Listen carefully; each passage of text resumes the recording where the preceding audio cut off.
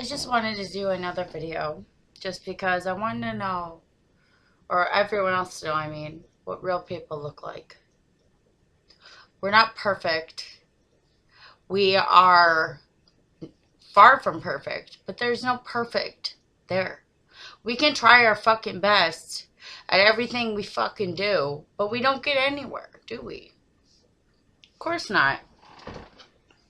We smoke cigarettes and we're like stupid or something, but we're not. Like, we're actually very intelligent. I will tell you one thing. I am very intelligent, but I never really got anywhere because I didn't really have that little handout. I tried going to college. That fucking shit sucked. I went to college to be a paralegal. The last thing that I should have been going to college for, I should have been like an actress, or I should have been an engineer. Like, I'm not intelligent like that. But I decided to pick the farthest thing so I could learn more about the law, and the law is wrong to this day. And I can't wait till On the Basis of Sex comes out, because that is going to be an amazing movie, because Ruth Bader Ginsburg is an amazing person and she's inspiring. And I like that. I wish I could be somebody like that. But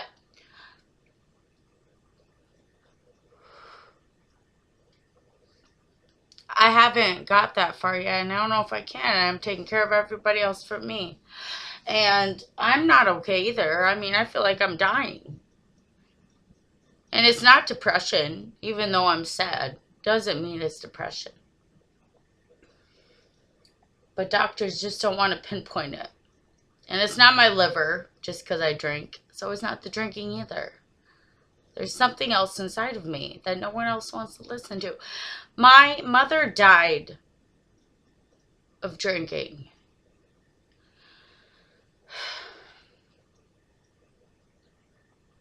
She never told doctors about it. When she, the Lyrica that they fucking diagnose people, when they give it to people that have diagnosed their liver and their neuropathy and shit like that, she told them that she drank. It was pretty obvious that she drank. They gave it to her anyway.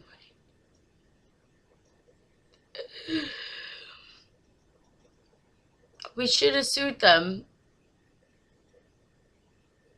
We should have. But we didn't. And I just lived my life. I got fucked up in the end anyway. I have pictures of her and my daughter before she died. And I think, you know what? She died happy.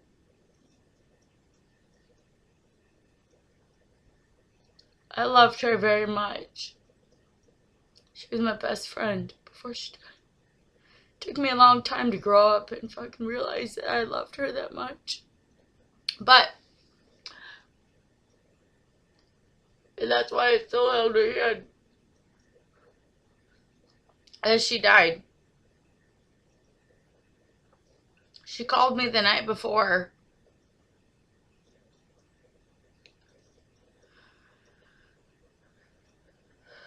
She wanted me and my daughter to walk up there and see her.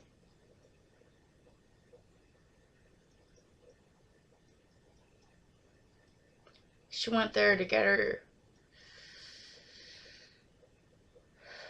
her stomach like tapped. She had too much fluid in there and they needed to drain some of the fluid out. She had waited too long to do it again because she said it hurt the first time, like really bad, and I understand. I feel so sorry that she had to go through it again. But her vitals were too overwhelmed, or whatever you want to call it. And they wanted to keep her overnight.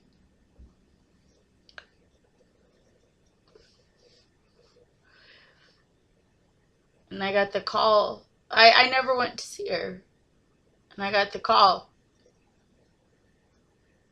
Like at 4 in the morning, my dad called me. And I had my own family.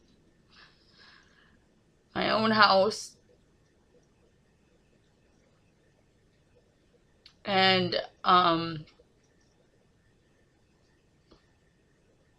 my dad called me like 4 in the morning, telling me what had happened, and I feel so sorry for him too. He's not my real dad, he's my stepdad. My real dad died a long time ago. But he told me that he had to watch her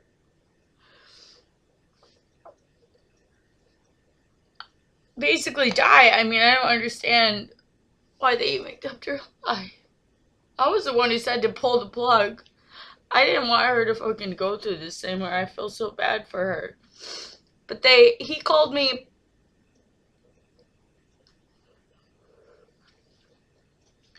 He went in there to see if she needed anything to eat because she never really ate a lot. And she went code blue.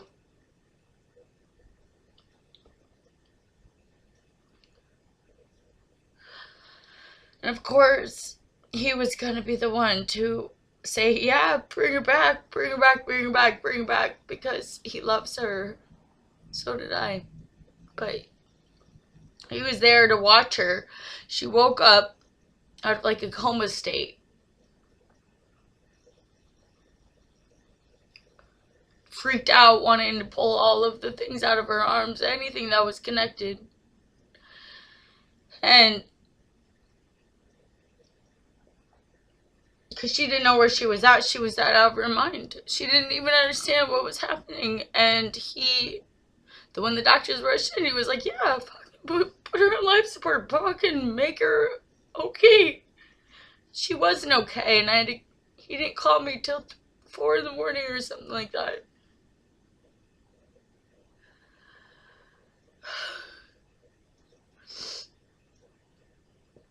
He told me about it. I felt bad that I didn't go up there to see her.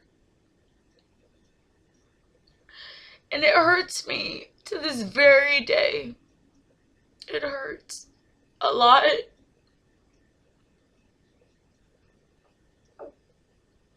Now I'm just sitting here taking care of him. And it pisses me off that his life is more important than mine. I mean,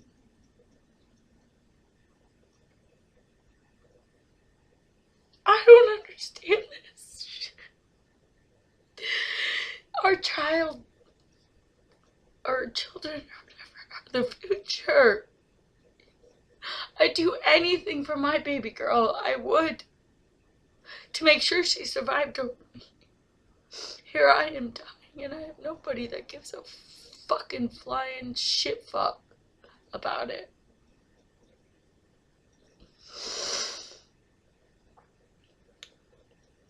But I went there the next day in the morning. I had her grandma take care of her so I could go there. I told the doctor I pulled the plug. So I went and got my daughter again, and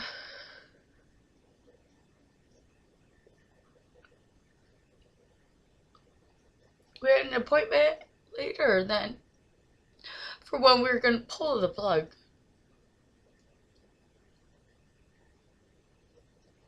So I took care of my baby girl, and I went back there after I let her at her grandma's again.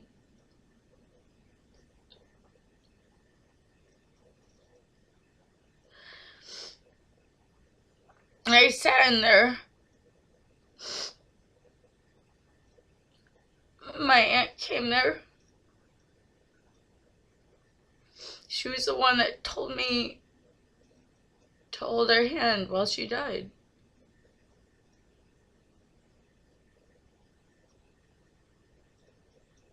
Remember, I wouldn't even go near her when I was in there.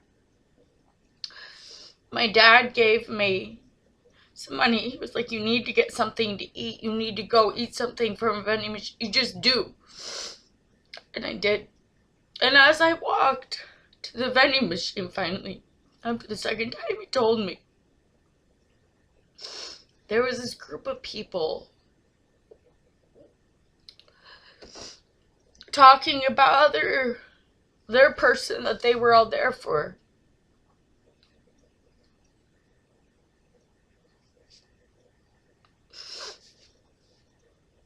because it's in the intensive care unit, you know? Like, people are all over there.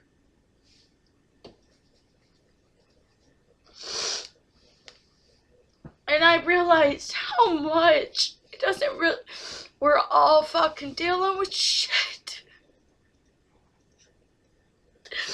They had a loved one dying too, and it's so sad, but it happens. You know?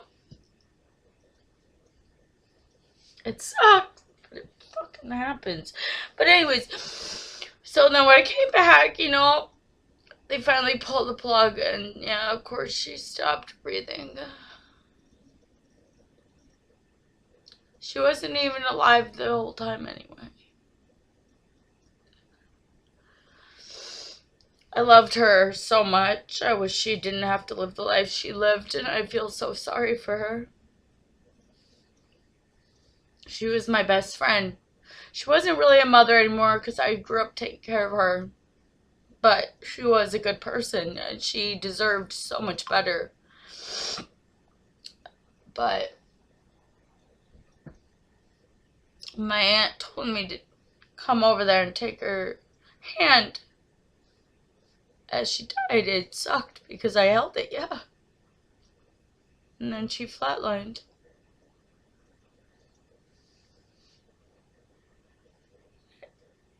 They all left the room wanting me to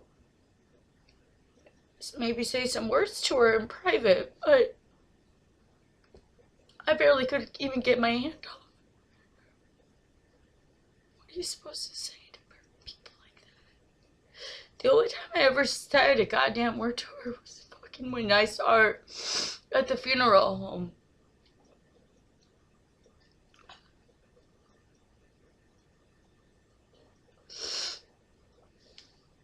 We were figuring out what we were gonna do with her. That thing right up here, that's her ashes for me because she loved Noah's Ark.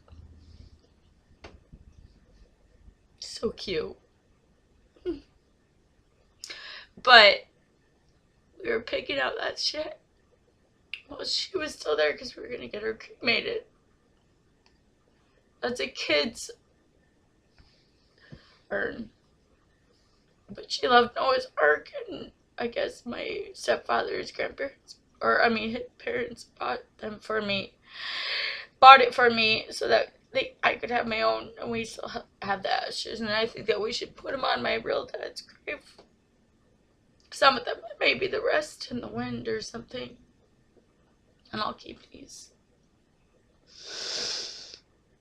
Because she was an amazing person, and I love her more than anything in the entire world. Anyways, the whole point is when they left the room to let me talk to her.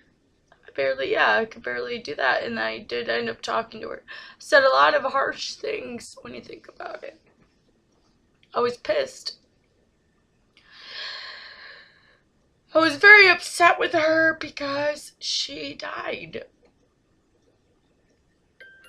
After she died, though, it was crazy. Because when I got my hand out of her hand, and we went, I passed by the people that had been in there. Went to the elevator so I get the fuck out of there.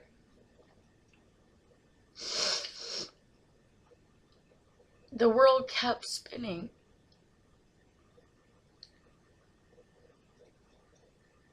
I think that was the roughest part. Is that the world goes on, life goes on, man. Nobody really means a goddamn thing.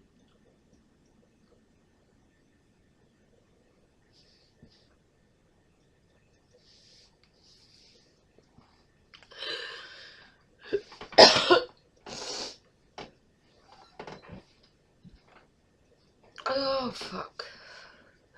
It just doesn't. The world keeps going on. Everyone else has problems. And it was a very intense moment when I got in the elevator, wanting to cry my eyes out.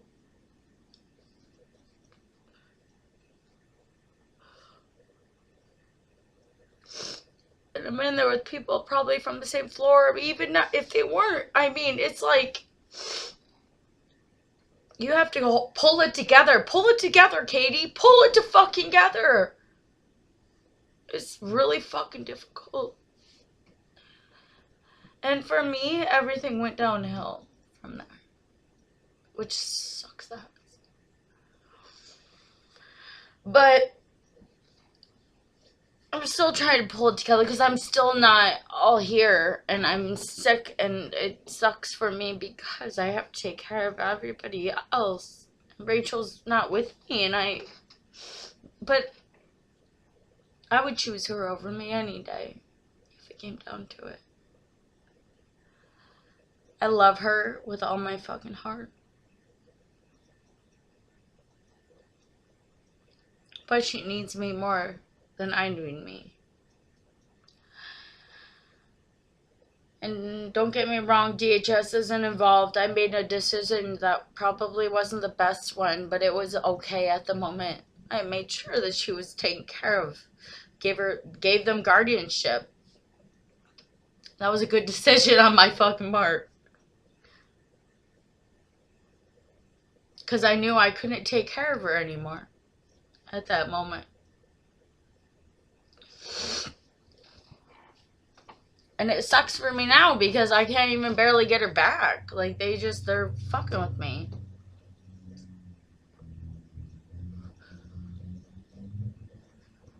But it's also inspiring because they're scared of me. I can tell. Because I've been working my fucking ass off. Don't get me wrong on that. I've been working my ass off. I'll do whatever it takes to have the money and the job that I fucking can have to get her back. I'll do whatever it takes. I love that girl with all my fucking heart. She's gonna be the future. She's gonna be the next president. She could be anything.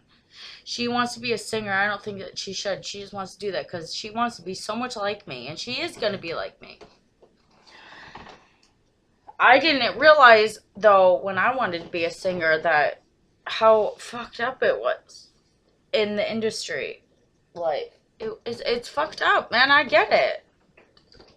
I was so fucking out of my mind back then. Like that, I didn't realize it because you know what? Ignorance is bliss, right?